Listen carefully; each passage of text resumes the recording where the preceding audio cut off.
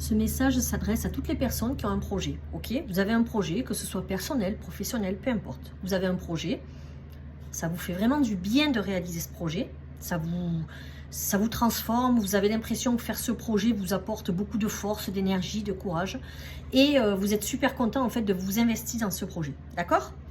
Vous demandez rien à personne, vous débrouillez tout seul. Ce projet, vous le faites avec minutie.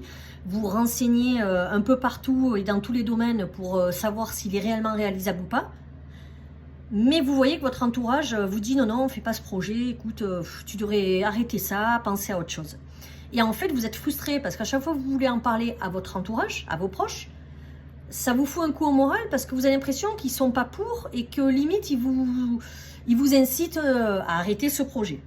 Moi, ce que j'ai à vous dire personnellement, ça n'engage que moi, c'est quand on a un projet, que vraiment ce projet nous tient à cœur et que surtout ce projet nous fait du bien, ok, et qu'on n'embête personne, on le fait soi-même sans rien demander à personne, ça c'est important, hein.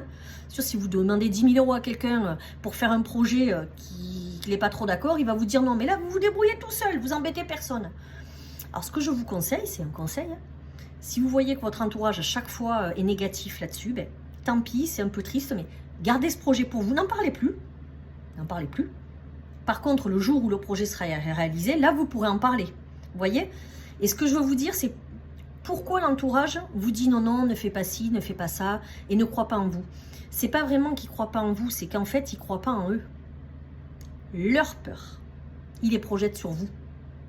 D'accord? Parce que eux, ils ne se sentent pas du tout capables de réaliser un tel projet.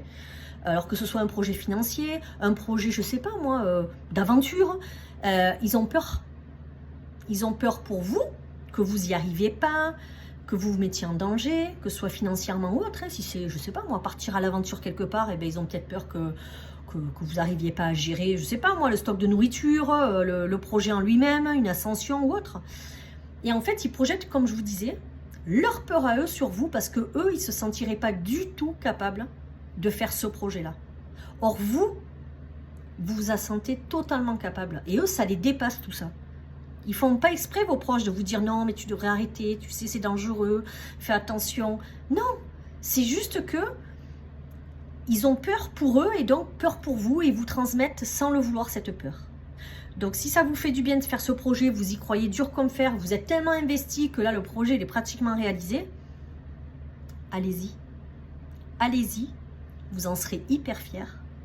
Et une fois que vous aurez fait ce projet, peut-être qu'eux auront un peu moins de peur parce qu'ils se diront, dis donc, il a réussi, elle a réussi, chapeau. Et ils vous verront sous un autre œil. Vous voyez?